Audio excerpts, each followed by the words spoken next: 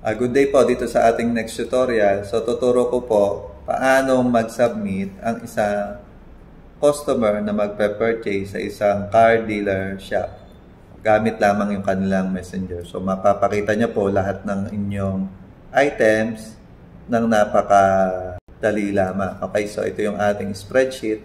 So blank meaning wala pa pong nagsasubmit. So pakita ko na po paano. Okay, kunin ko na po yung ating messenger. Okay, so yan yung logo ng store. Okay, then sabi niya, good day po Sir Sunny, welcome to One Car Dealer. Then yan, nag-greet siya. Then select transaction, shop schedule, check waiting line. Okay, so click ko muna yung waiting line. So dito pinapakita niya kung marami bang tao sa inyong store. Yan. So walang pila. So check natin. So tama, wala pong pila. Okay, so mag-transact na po tayo. Yan. So, sa ating transaction, pinapakita niya yung lahat ng mga kayang gawin ng ating store. So, ipakita lahat ng sasakyan, request for repair, car care, all parts, search item, vehicle categories, okay, home. So, example, tingnan natin lahat ng sasakyan.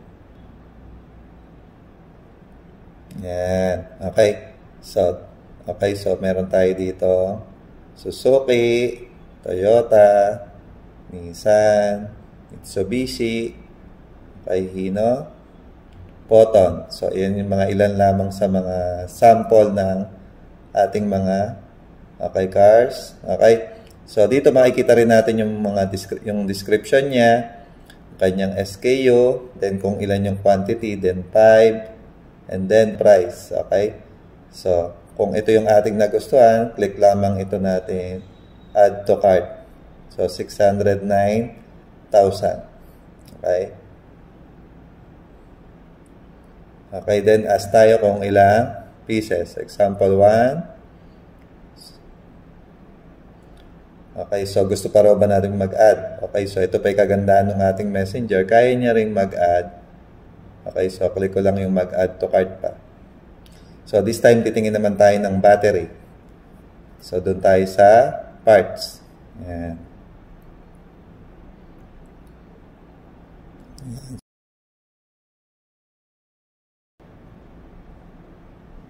Yan. So, yung battery, then yung price again, then yung quantity niya 10.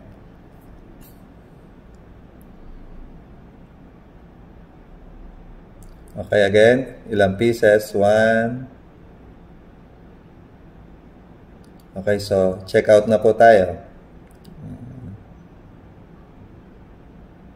Okay, so pwede rin tayo may option na deliver or walk-in. So, walk-in tayo. Okay. Ito yung ating total, 614,200. So, cash po ba tayo? Online payment. Okay, cash. Okay, so yung total natin, magkano yung ating, okay, babayad example, 615,000.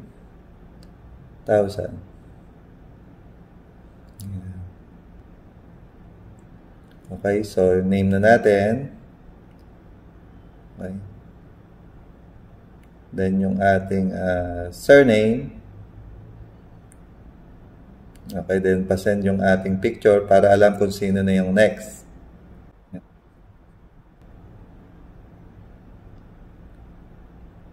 Okay, so nasubmit na po. Makahintay na lang po kayo, matawag po muna kayo. Okay, so wait na po tayo. Ngayon, check po natin kung na-receive natin sa spreadsheet. Okay, so tama po. Ayan po, natanggap nga natin. So yung waiting time ngayon pa lang na-submit, yung picture ng customer, yung kanyang item, okay, yung kanyang name, at yung kanyang reference. So, talagang napakaginhawa po. Okay, so walang kailangan kausap si customer gamit ay messenger. Talagang napoprovide natin yung kanilang kailangan na napakadali at napaka-convenient. Thank you po. Good day po. Dito naman sa ating next tutorial. So, papakita ko naman po yung sabay-sabay na nagsasubmit na customer. So, kaya-kaya po yan ng ating system. So, pakita ko po yung dalawang account ng Messenger. Okay? So, dito po tayo sa... So, yung papasend na po yung picture. Pag-send po ng picture, yan na po yung magsasubmit sa ating waiting number. So, pili po ako ng picture. Okay. So, same. So, pag kinlik ko po itong dalawa na send, yan. So, ito po yung sabay na sabay natin siyang gagawin. Okay. So, 1, 2, 3. Yan. So, ganyan po yung mukha. So, dapat yung dalawa po na yan ay mag-appear sa ating system. Yan. So, kung mapansin nyo po, talagang kayang-kaya po ng ating messenger na maiayos po yung pila. At the same time, talagang masusunod po yung first come, first serve. At again, napaka-convenient po. So, kuha natin lahat ng kanilang detalye. Yan po. So, talagang napaka-gaan sa lahat. At napakatahimik ng ating store. At ang production, napakataas. Thank you po. Good day po. Next naman po natin, what if merong nag-submit, pero itong nag-submit ay hindi siya available at hindi rin natin siya makontak. So, madali lang po. So, punta lang po tayo sa kanyang reference. So, example, ito po yung reference.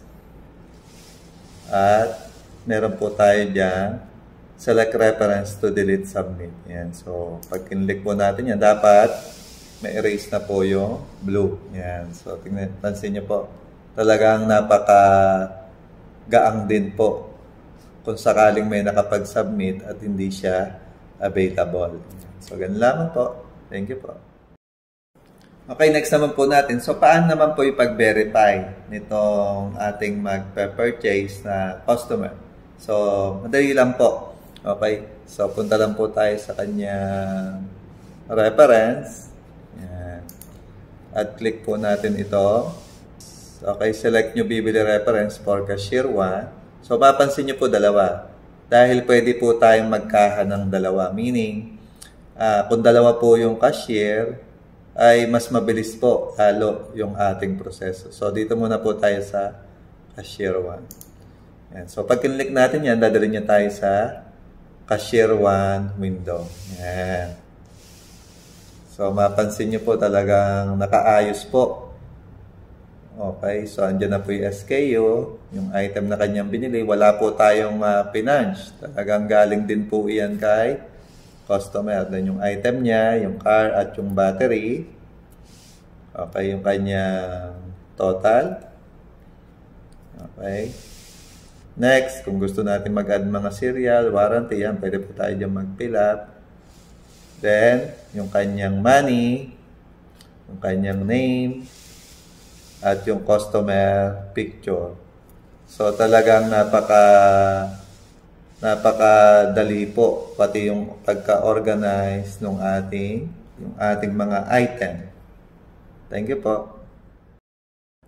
Okay, next naman po natin. So, paano naman po mag-verify or mag-punch ng isang pinurchase ng customer. So, dito po sa ating mga items, so sa cashier tab natin, yan po yung kanyang details. So, once na-receive po natin yung payment, okay, so ito po yung halaga ng payment, 615,000. Okay, so click na po natin ito. Okay, reviewed and punch. So, ganun lamang po kadali. Okay, ngayon dadalhin niyo na po tayo agad sa resibo. Okay, or sa receipt. Yan. So, kung mapansin nyo, gawa na rin po agad yung resibo. So, ito po yung title ng name ng business, yung QR niya, reference ng receipt, yung picture ng customer, okay, yung kanyang total, okay, yung item na kanyang binili. So, tama, ito nga Suzuki at yung battery, then yung total, okay, then yung money at yung kanyang change. So, talagang napakaginhawa po nung pagpapunch din ng item. Talagang ala tayo halos na kundi review lang po. Thank you po. Good day po dito sa ating next tutorial. So, tuturo ko naman po paano naman po makita ang mga na-receive ng ating cashier. So, madali lang po. So, dito po so ito pa lang atin na-receive. So, itong item na 614,200. So, click ko lang po itong cashier 1 lags at Okay, so nandito na po lahat ng ating records. So, kung meron pa po tayong na-receive, ay mag-a-add lang po sila dyan below. Okay? So, nandyan po yung lahat ng details. Okay, yung date and time, picture ng customer, yung description. So, nandyan po lahat ng details. At yung total price. Yan. Okay, so ngayon, kung nakikita po natin lahat ng transaction, so, mas pinadali pa rin natin yung work ng ating cashier dahil meron na rin siyang pang cash count. So, ayan po, yung cashier 1 ka. Okay, so dito makikita po natin yung mga total ng ating na-receive yan. So, 614,200. Okay, no online payment. So, yung na-receive niya, invoice 1. Okay, then yung picture ng ating cashier. Okay? So, not tally. Please check. Dahil di pa ho tayo nagka-cash count. So, kung 614,200. So, example lang, 1,000 natin ay 614 at meron tayo, okay, dalawang 200. Yan. So, mapansin nyo po, tally. So, ganun lang po.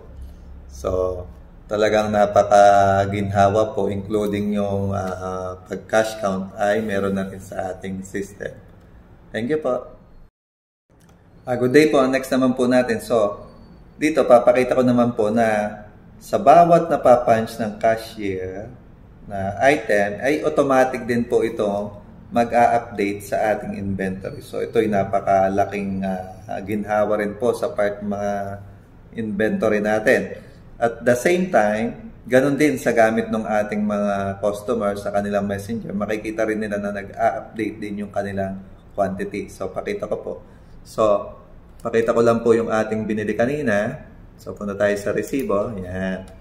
So, dito sa ating resibo, meron dito yung stocks natin ay 5 at yung na Suzuki at yung ating battery ay 10 pieces.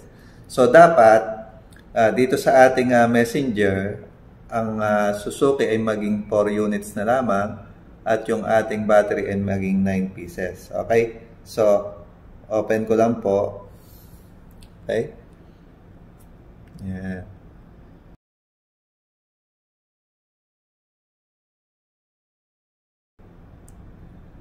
So, dito tayo sa see all vehicles. So, dapat si Suzuki ay maging 4 units na lamang. So, tingnan natin. Ito yung Suzuki na binili natin, yung 609,000. Okay, tama po ba? 4 units? So, tama po. So, kakita nyo po talagang napaka ginhawa. Nag-a-update din ko sa kay customer. So, doon naman tayo sa parts, yung battery. So, check po natin. Okay, so, 10 po yan kanina. O, ilan na lang po ngayon? 9. Tama po. So, talagang napakaginhawa po dahil talagang konektado na yung pati yung ating inventory. So, talagang dali po nating ma-advise lahat ng ating customer and staff. Okay, thank you po. Good day po. Next naman po nating tutorial ay papakita ko naman po paano mag-transact naman yung ating pangalawang cashier o yung ating cashier 2. Okay, so ito po yung ating nasa waiting list. So, bibili po siya ng air filter. So, ginagamit naman po yung cashier to kung ang dami na po nakapila or nakabreak po si ating cashier 1. Okay? So, punta lang tayo sa ating reference at click na po natin itong blue button. So, ito na yung ating for cashier 2. Okay, ngayon dadalhin niya tayo sa tab na cashier 2. Yan. Okay, so ito naman po yung picture ng ating cashier 2 at yung kanyang item. Yan. So, kita niyo po 430. Yung kanyang total. Then, naka-indicate na yung kanyang money. Then, yung picture ng customer. So, ganun lamang po yung ating verify naman sa ating cashier 2. Ngayon, click ko naman po ito kung na-receive na natin yung payment na 500. Click na po natin tong reviewed and punch.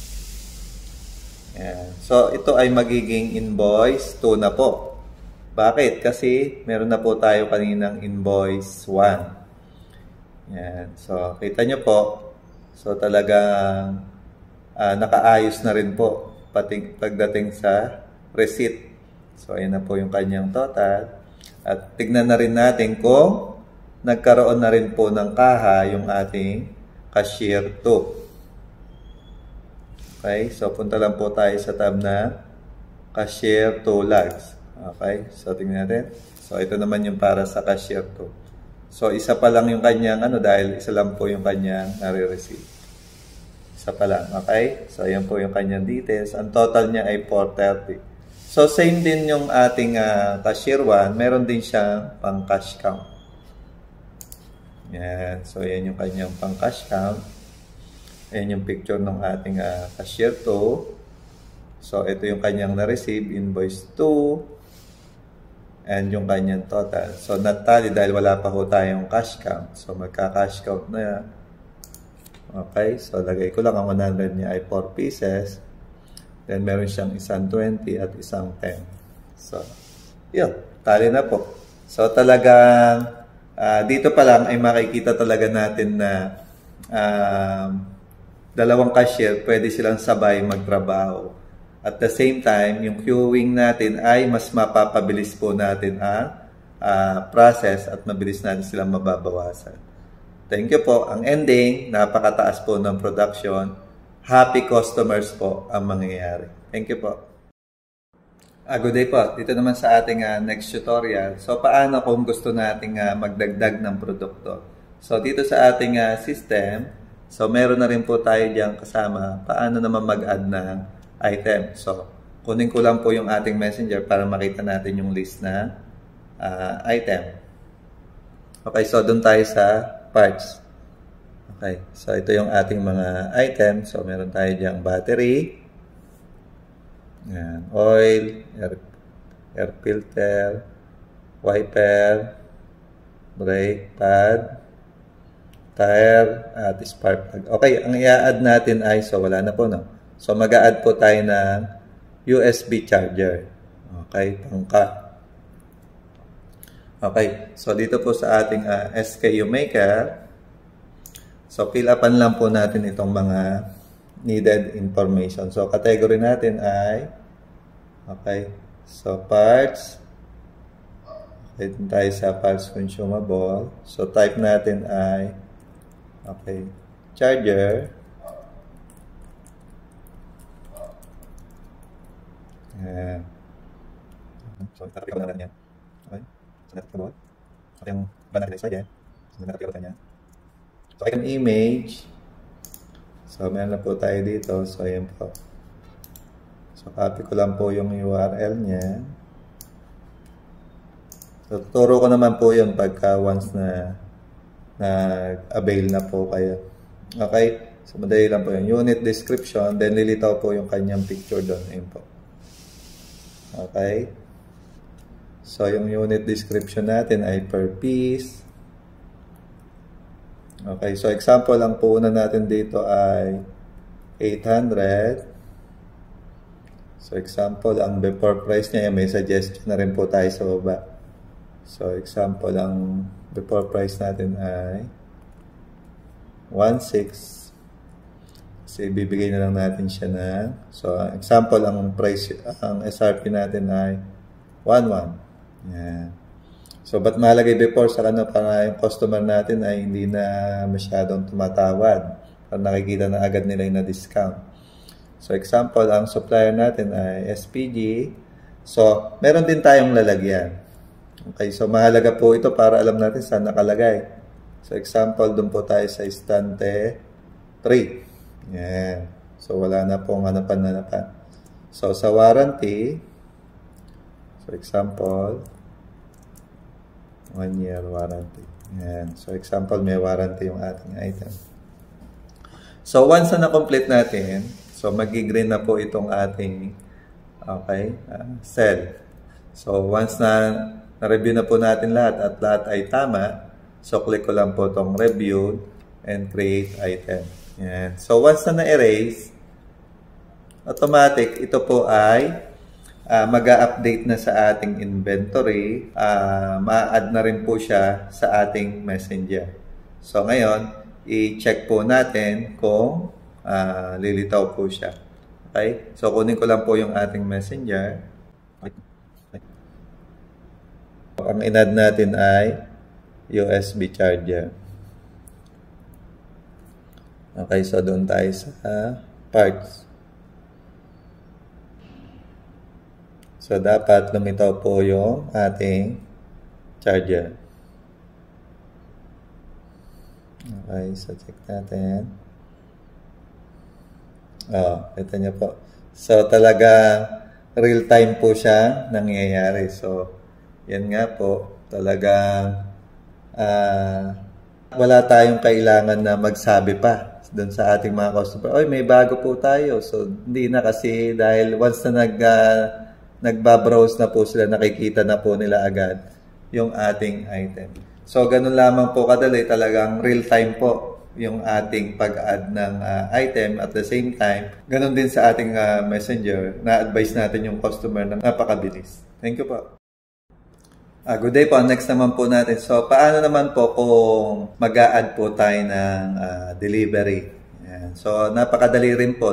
Gamit din tong ating system, ay talagang i-guide na rin po tayo paano po yung madaling pag-add na delivery. Okay, so una po, kung meron po tayong delivery, syempre meron po tayong resibo. So una po natin munang i-input ay, okay, unahin mo na i-add ang resibo ng suppliers. Okay, so meron po tayo ditong red box. So sabi po dito, for delivery, input, receipt, URL. Yan. Okay, so nandito na po yung ating picture. Ayan, ito po yung ating resibo. So mahalaga po ito, copy lang natin URL. Okay, at itong mga ini-input natin mga resibo ay na-add lang po siya sa ating master record. So ayan po yung ating resibo. So pinapakita niya yung picture. Then next natin, input natin yung pangalan ng ating supplier. So, example natin, ang supplier natin ay si SPG.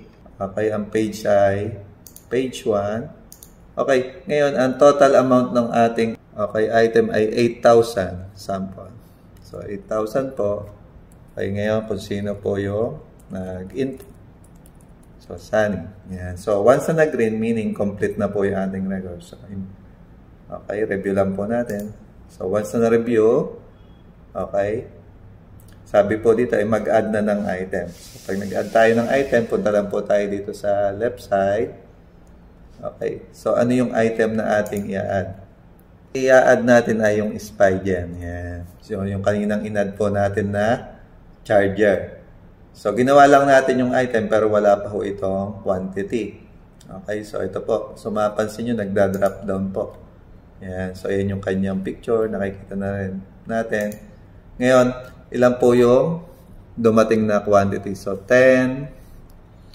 Okay, yung puhunan natin ay 800. Okay, magkano natin ibenta? Okay, so 1, 2. Okay, so 1, 2. Next, magkano yung presyo natin dati? 1,600. Yan. So, ngayon yung lalagyan. So, stante 3. Okay, so kung gusto natin lagyan ng remarks, so nan lang po tayo kung wala. So once na na-complete, so yan, kompleto na po yung detalye ng ating resibo at ng item. Ngayon, click lang po natin tong review and add item. So ito po yung huling item na ating in-add. So ngayon, kung wala na po tayong i-add, click na po natin to reviewed and end receipt. Yan. Dadalhin niya ngayon tayo sa mga items na ating i-add. So, sa madaling salita, parang in-input lang po natin itong mga resibong dumating. Ang napaka-effortless po. So, yan. Yan na po yung total. So, once na nag-green, ibig sabihin, itong green po na mga cell, yan po.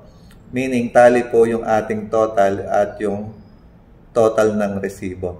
Okay, so click ko lang po ito. Okay, so 10 pieces po yung ating inada. Okay, so tignan ko lang po uli dito sa ating messenger para makita nyo po yung pagkakaiba. So, punta po tayo sa dulo, yung in-add nating item niya. Mapansin nyo po yan, quantity 0. Ayun po. Okay, so ngayon mag-a-add tayo ng 10. So, dapat mamaya po maging 10 pieces po siya. Okay, so click ko na po itong bago. So, add natin para mag-add na po ito sa ating inventory. Once na na-erase po yan, meaning nag-update na po yung ating inventory. Okay, so ngayon check po natin sa ating messenger kung nag-update nga po yung quantity. Okay, so kunin ko na po yung ating messenger. Okay, so doon po tayo sa parts.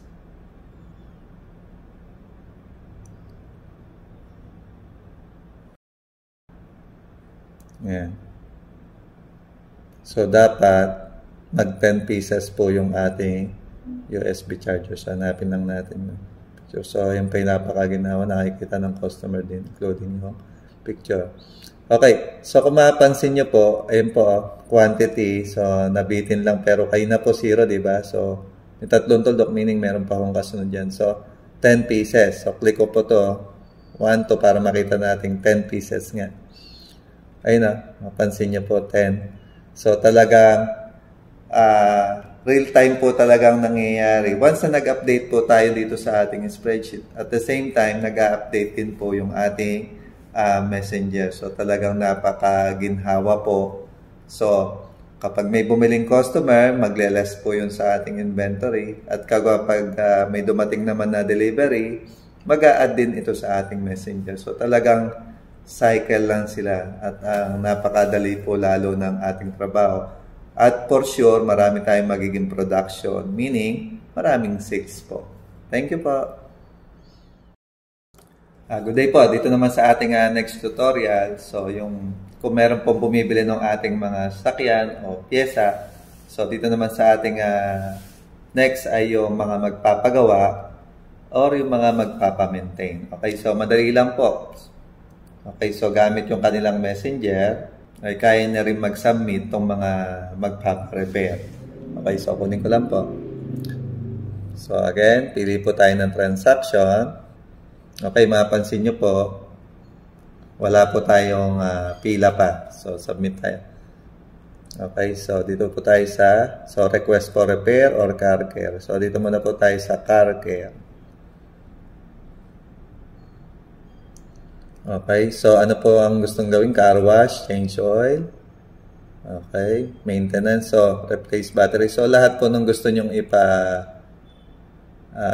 ipaayos o yung kaya nyong service ay pwede po natin ilagay dyan. So example, tayo po ay magpapa-car wash. Okay, anong klase po yung ating sasakyan? So car. Okay, example, Honda. Brand ng car. Okay, model ng car, Civic. Okay, plate number.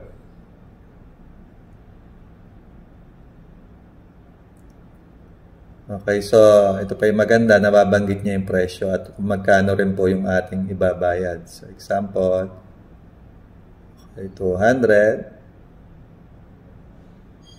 Okay, saka meron din po tayong reminder. Okay, na-check nyo na po and wala na pong naiwan na gamit sa inyong sasakyan. Yes.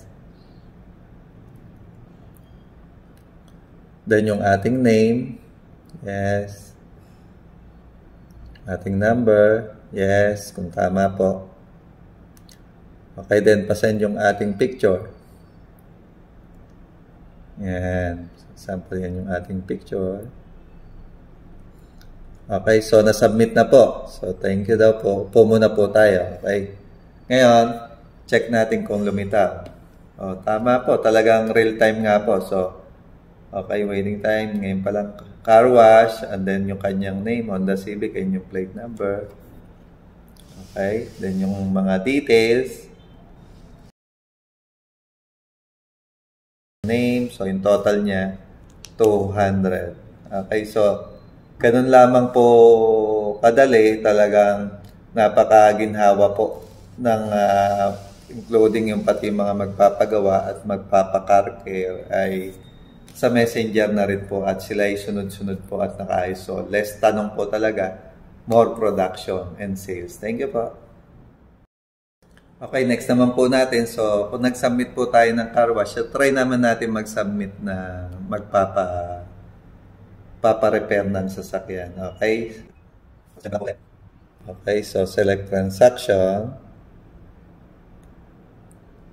Okay, request for repair. Yan. So, magpapa-repair naman po tayo. Please select part of your vehicle for repair. So, example. So, ayan po yung mga parts. Sample, doon po tayo sa engine. Okay, so anong klase po yung ating ayan, so example, sedan. Okay, so yung sedan brand, example, Honda. Okay, Civic.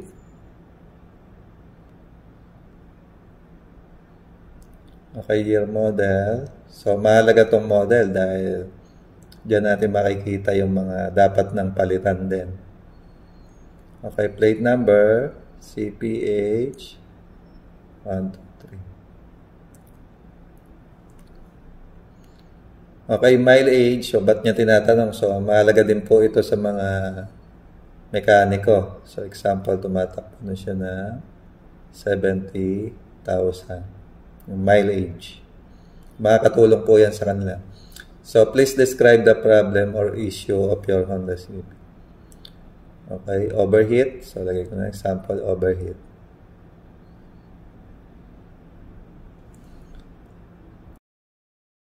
On your estimate when the problem started.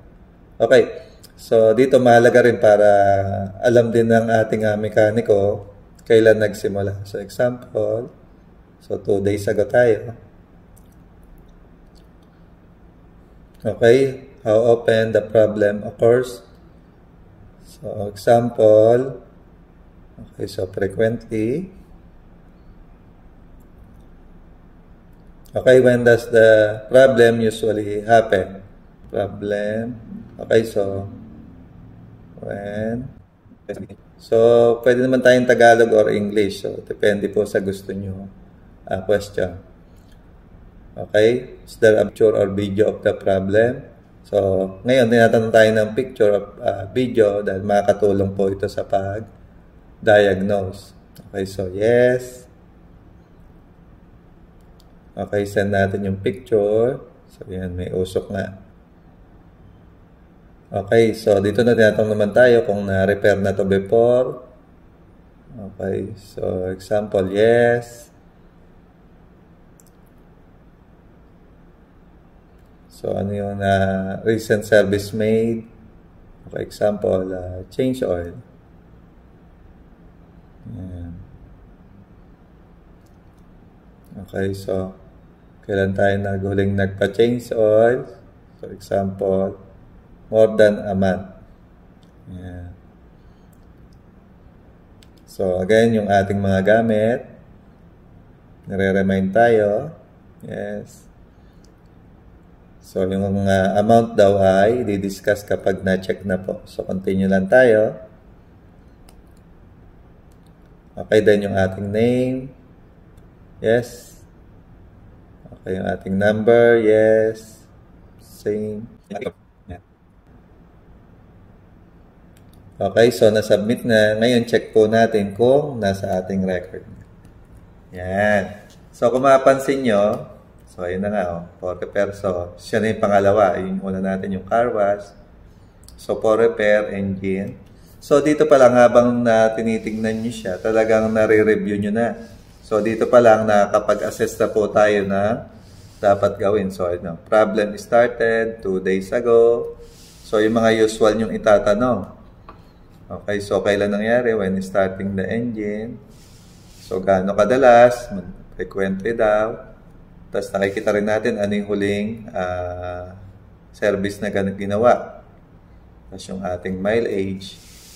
So talagang konti na lang din yung itatanong ng ating mekaniko sa atin. Talagang check up po siya agad. So yung usap-usap po naalis na talaga. So ganun lamang po kadali. Thank you po. Okay, good day po. Next naman po natin. So, paano naman po ang pag-delete kung sakaling meron pong nag-submit pero wala naman po siya sa ating pila or hindi natin siya makontak. So, same lang po. Piliin lang po natin yung reference. Yan. At meron po tayo. Okay, delete. Yan po. So, delete. Submit. Yan. So, once na-click natin yung submit, okay, may erase na po ito. Ayan. So, isa na lang po yung natira. So, ganun lamang po kadali. Thank you po. Good day po. Dito sa ating next tutorial. So, paano naman po ipag-verify? Okay. So, itong mga nag-submit. So, unahin po natin ito. So, nasa unahan. So, ito po ay 10 minutes siya naghihintay. So, siya ay car wash. So, punta lang po tayo sa reference. Yan po. At click natin yung button na green. Yan. Sa client reference. Ngayon, dadalhin niya tayo sa verification form. And so, status wala pa. So, yun ang car wash. Then, yung name, picture ng customer. Then, ito po yung ating details. So, dito, so yung i-check lang po natin kung tugma itong mga kanyang detalye. Then, ito na yung mahalaga, yung due time po. So, dito sa due time, sample, ang due date natin, kailan siya matatapos. So, example, today din po. Then, yung kanyang due time, example, ay matatapos siya. Example na, nakaayos na po. So, example, 3 p.m. Yeah. So, once na nag-green, meaning complete na po yung ating details. So, hingin na natin yung kanyang payment. Ayan. So, naman natin hingin yung payment. So, 200. Click ko lang po ito. Reviewed and verify. So, ngayon, dadalhin niya ngayon tayo sa ayan. So, One Car Care and Repair. Ayan po. So, ayan yung kanyang total. Nag-down siya ng 200. So, kaya wala na siyang balance. So, naka-ready na rin yung kanyang resibo. At the same time, nakikita rin po dito yung due date niya, December 13, 3 p.m. So, talagang ginhawa po. Naka-ready na po lahat. So, ganun. Pwede natin yung picturean or i-print. Thank you po. Dito naman sa ating next tutorial, na-transact na po natin yung car wash. Then, check po natin sa ating waiting, okay, kung nabawasan na po. So, ayan, tama, nawala na po yung ating car wash. So, ang natira natin ay yung for repair. So, i-transact na rin po natin itong for repair. Piliin lang po natin yung reference and click natin yung button. So, ayan po yung kanyang picture, then yung details. So, once na-check na natin at tumutugma po yung kanyang fill up, ngayon, once na na-check ito ng mekaniko, i-assess na natin yung due date. So, example, sabi ng mekaniko ay sa Monday na. So, 3 days. Monday yan po. So, nakaayos na rin po yung ating mga drop-down. So, matapos niya na. So, makuha niya na example, 11 a.m. So, ang sabi ng mekaniko ay mga 2,000 yung estimate na magagastos. So, example, nag-down si customer ng 1,000. So, balance po tayo ng 1,000. Okay, so once na nag-green, so click lang po natin ito, verify. So, again, dadalhin niyo tayo sa receipt. So, ayan, gawa na po yung ating receipt. So, kompleto na po yung resibo ni customer. Ayan. So, kanyang for repair engine. Okay. So, makuha niya sa December 16, 11 a.m. So, nag-down siya ng 1,000. So, ang balance niya ay 1,000. So, ganun lang po. Ngayon, so, talaga napakaginhawa po. Then, invoice 2 na po tayo. Ngayon, check po natin sa waiting ko. Okay, wala na po. So, naghihintay na lang po tayo ulit. So, talagang napakaginhawa po kapag may maayos po talagang sistema. Napakabilis po na wala po yung usap. Puro trabaho na po agad. Puro process na po agad tayo. Meaning, maraming sales at happy customers pong muli. Thank you po. Ito naman sa ating next tutorial, paano naman natin makikita yung mga pending natin na mga customer na naghihintay na nag-iwan ng ating mga sasakyan at nagbigay tayo ng due time. So, napakadali lang po dahil naiayos na rin po yan ng ating system. Sino yung dapat nating unahin? So, nag-transact po tayo ng car wash at ng ating yung for repair na engine. Punta lang po tayo sa pending. Kung mapansin nyo po, nakalagay na rin po dito kung ano yung mga due time nila. So, example, ito pong ating car wash. So, 1 hour before due. So, 1 oras na lang po at makukunin na itong ating sakyan. At ito naman isa ay 3 days yung ating overheat. Nandiyan po yung mga detalye, yung status. So, wala pa po tayo nalagay ng status. Picture ng item, then yung kanyang order, picture ng customer, then yung details, at yung reference. So, talagang napakaginhawa po. Example, itong ating car wash ay natapos na natin. Click ko lang po itong reference. At piliin ko po itong yellow button. So, example, natapos na po natin. So, pwede na po tayong mag-fill up ng example.